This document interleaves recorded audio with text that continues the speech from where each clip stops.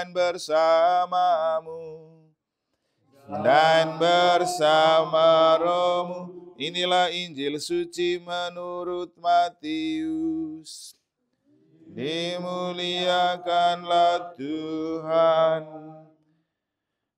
Pada suatu hari, Yesus berkata kepada ahli-ahli Taurat dan orang-orang Farisi, "Celakalah kalian, hai ahli-ahli Taurat dan orang-orang Farisi, hai kalian orang munafik, karena kalian menutup pintu kerajaan surga di depan orang, sebab kalian sendiri tidak masuk dan kalian merintangi mereka yang berusaha masuk.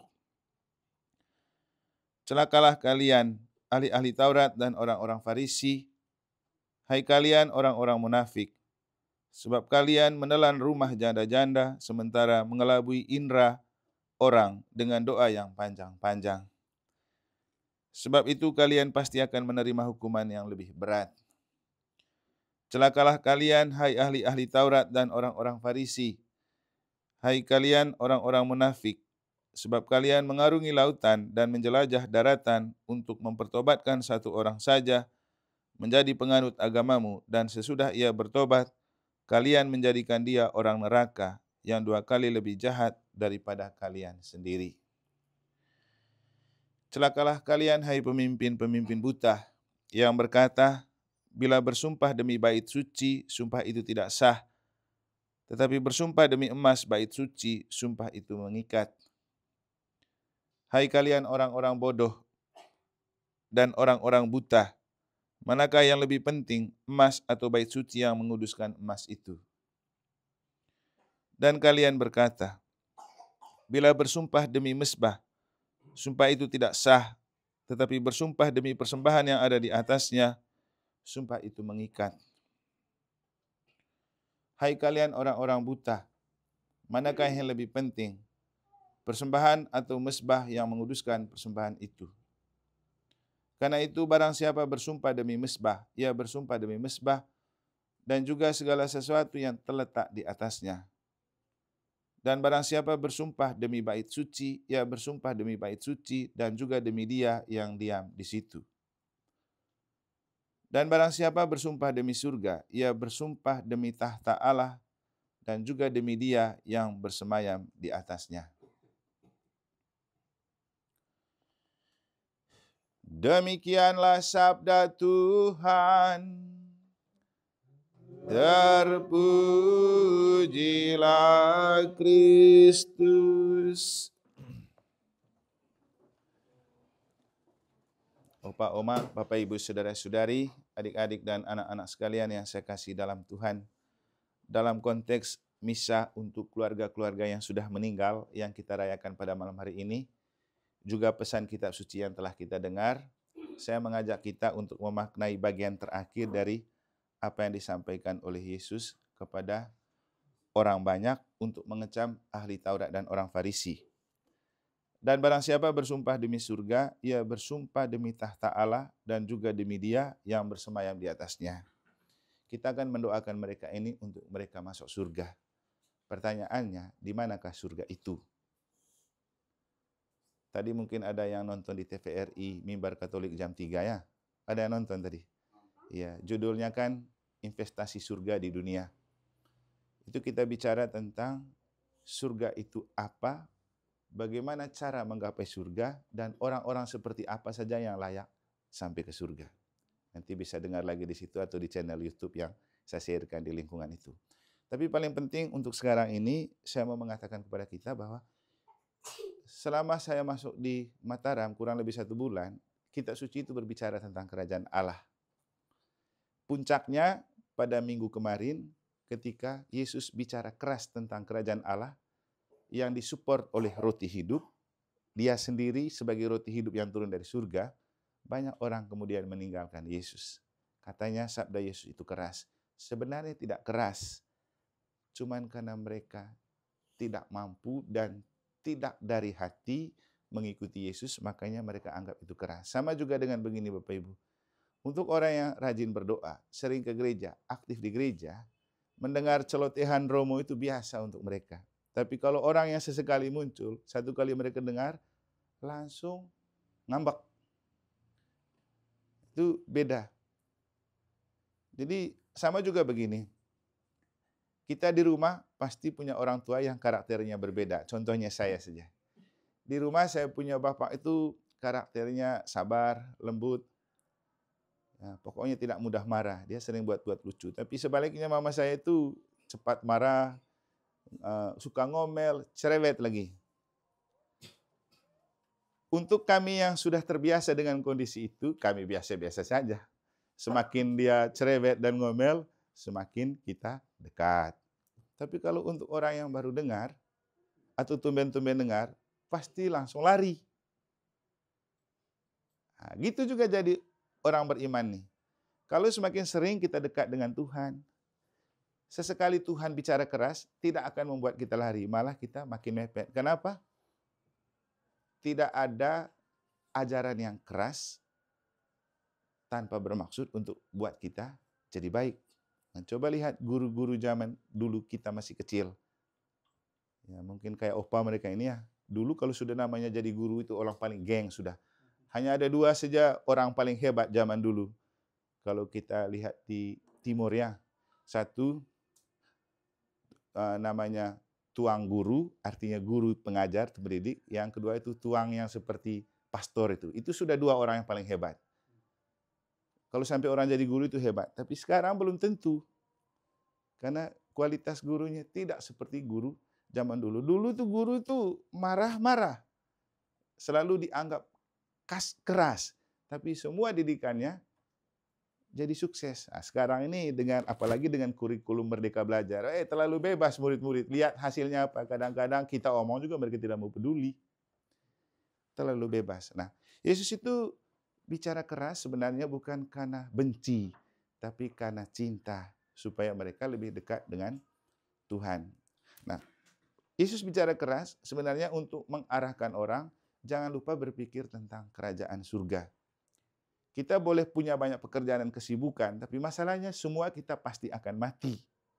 Nah, kalau kita mati, kita mau kemana? Ini yang kadang-kadang jarang kita renungkan dalam hidup. Kerja, kerja, kerja. Tapi kapan kita menginvestasi surga? Jadi di ulasan itu kita bisa melihat dan mendengar cara menginvestasi surga itu dengan membuat apa? Salah satunya kita rutin mengadakan ekaristi. Misa seperti ini. Karena misa adalah perjamuan surga yang ada di dunia yang juga sekaligus menjadi kesempatan kita menginvestasi surga karena di dalam misa kita menikmati roti yang turun dari surga dalam diri tubuh Kristus. Kalau sudah sering kita misa, mau mati kapan saja, pasti masuk surga. Benar ya Opa ya?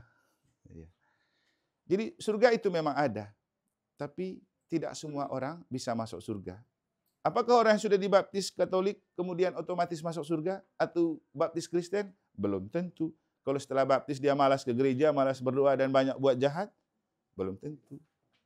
Nah, kemarin itu di penjelasan itu, untuk yang dengar tadi saya bilang ada 3 tempat yang mungkin dapat kita dapat setelah mati. Bisa neraka, api penyucian, surga. Ini 3 tempat menurut ajaran Katolik. Tapi untuk masuk neraka tidak mungkin, karena rahmat sakramen baptis membuat kita tidak mungkin ke neraka, tapi mungkin ke api penyucian. Maka semua orang mati karena terikat dengan dosa, pasti melalui api penyucian. Namanya api penyucian, tempat di mana orang disucikan sebelum dia naik ke surga. Nah, makanya kita mendoakan orang mati ini, karena kita tidak tahu dia sudah di surga atau tidak. Kita tidak tahu. Ingat waktu ibu dari 2 orang murid, Yakobus dan Yohanes kalau tidak salah, itu pernah meminta jatah kepada Yesus. Ketika Yesus bicara tentang penderitaan di Yerusalem, tiba-tiba nyeletuk ibunya. Yesus, ingat saya punya anak ini. Kalau mati, satu di sebelah kiri, satu di sebelah kanan. Yesus bilang apa? Ibu salah minta. Hak untuk berada di kiri itu karena itu haknya Bapa, bukan haknya saya. Sebenarnya bukan Yesus tidak bisa merekomendasikan, tapi yang paling penting, bekerja dulu, melayani dulu. Jangan dulu pikir surga itu. Nanti otomatis akan didapat. Jadi surga memang ada, tapi tidak semua orang bisa masuk surga, tapi orang bisa masuk melalui api penyucian dan disitulah kita disucikan. Dan kita mendoakan orang meninggal karena kita tidak tahu apakah mereka sudah di surga atau tidak. Biasanya ciri-ciri orang yang belum sampai di surga itu seperti apa, Pak? sering datang di mimpi. Kalau kita di Manggarai itu, kalau orang datang di mimpi, orang sudah meninggal, berarti dia minta didoakan. Karena belum tenang jiwanya. Ya, jadi gentayangan gitu. Kemudian, kadang-kadang dia datang ganggu kita. Itu karena dia belum tenang. Kalau jiwanya sudah bahagia, abadi, tidak mungkin dia ganggu orang. Sama dengan kita, kalau sudah bahagia, ngapain kita ganggu orang? Tenang, pasti kan hidup. Nah, kita ini mendoakan mereka karena kita tidak tahu mereka masuk surga atau tidak.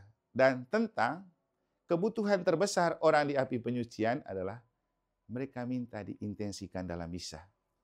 Nah, macam sekarang ini. Jadi, kalau mau tahu lebih baik, nanti ya ke depan kita akan coba lihat. Di saya itu ada buku namanya Arwah-Arwah di Api Penyucian, tulisannya dari Pater Padre Pio. Pater Padre Pio itu kan imam yang stigmata, itu luka-luka tangannya sambil misa itu kan. Dia punya penglihatan khusus untuk bertemu dengan orang-orang di api penyucian.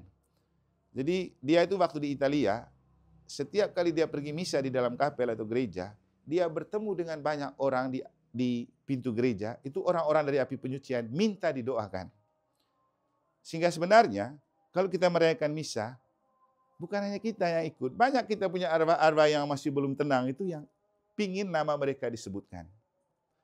Nah, saya waktu baca buku itu, saya lalu berpikir, tidak rugi kalau saya misa. Kalau saya misa ada sedikit umat yang hidup yang datang, nggak apa-apa. Yang penting juga banyak orang yang sudah mati itu yang butuh misa.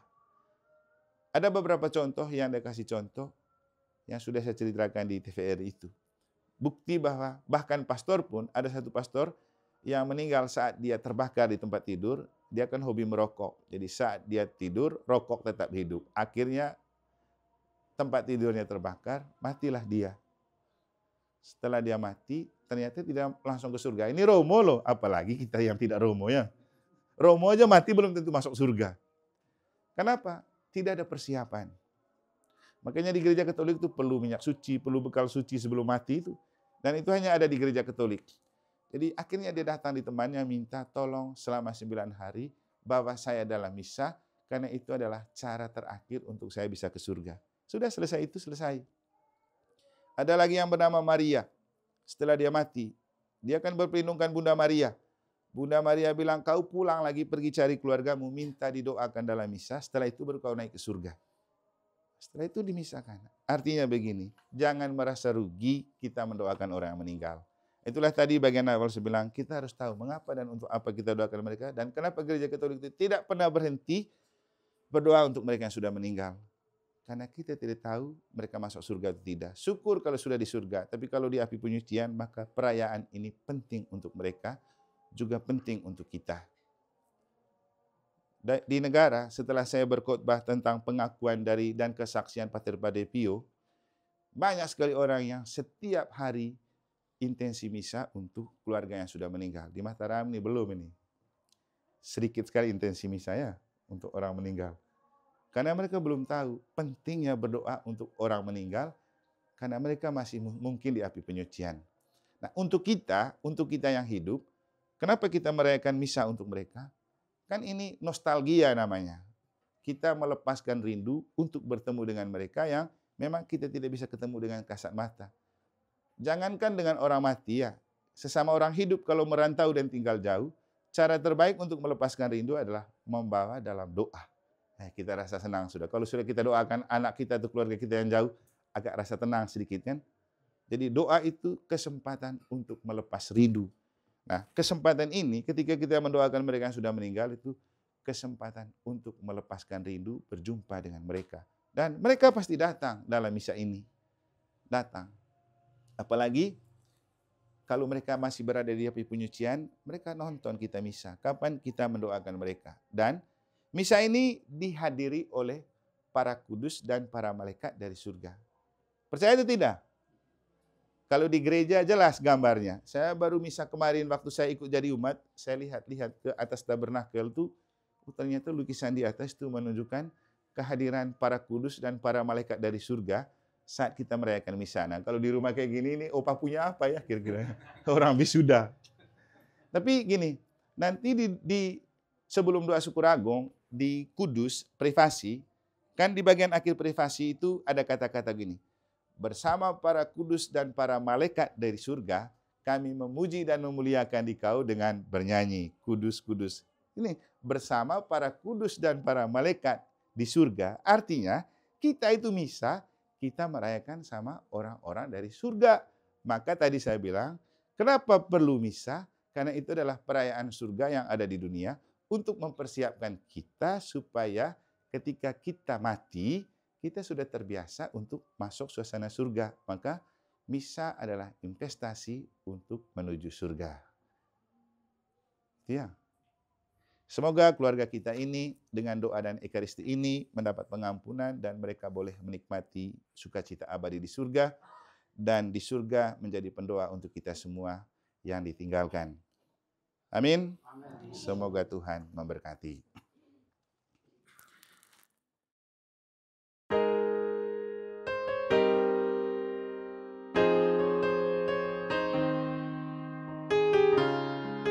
Pujian Lirutul langit, surya sudah terbit, mari puas dan nurul gulita pada Putera dan Roh Kudus. Amin. Rahmat Tuhan kita Yesus Kristus, cinta kasih Allah dan persekutuan Roh Kudus bersamamu. Dan anak sekalian keluarga besar Narmada yang saya kasihi dalam Tuhan. Hari ini kita berkumpul bersama sebagai sebuah keluarga untuk bersama-sama mendoakan mereka semua yang telah meninggal. Ibu Maria Magdalena Made Sumartini yang telah meninggal 16 tahun yang lalu. Bapak Matias Kapitan, Agustina Nangurman, Bernardus Kapitan, Antonia Ramlah, Antonius Paji. Mereka telah hidup dalam iman akan Allah sebagai pencipta, dan pada kesempatan ini kita mendoakan mereka bersama Yesus yang adalah jalan kebenaran dan hidup melalui perayaan Ekaristi Kudus ini. Mengapa kita terus mendoakan keluarga kita yang sudah meninggal, walau sudah meninggal begitu lama, termasuk kayak Mama Magdalena yang sudah meninggal 16 tahun yang lalu. Itulah yang coba kita maknai pada malam hari ini terkait dengan untuk apa kita merayakan Ekaristi untuk mendoakan mereka, dan apa gunanya perayaan untuk mendoakan mereka untuk kita yang masih hidup. Agar doa dan harapan kita layak dan berkenan di hadirat Allah, dan agar pantas dan layaklah kita diterangi oleh sabda Allah yang akan kita dengar, juga dikuatkan oleh tubuh Kristus yang akan kita terima. Marilah kita abadi perayaan Ekaristi Kudus ini dengan menyesali dan memohon ampun atas segala dosa dan kesalahan kita. Saya mengaku kepada Allah yang Maha Kuasa dan kepada saudaraku sekalian bahwa saya telah berdosa dengan pikiran dan perkataan, dengan perbuatan dan kelalaian. Saya berdosa, saya sungguh berdosa. Oleh sebab itu saya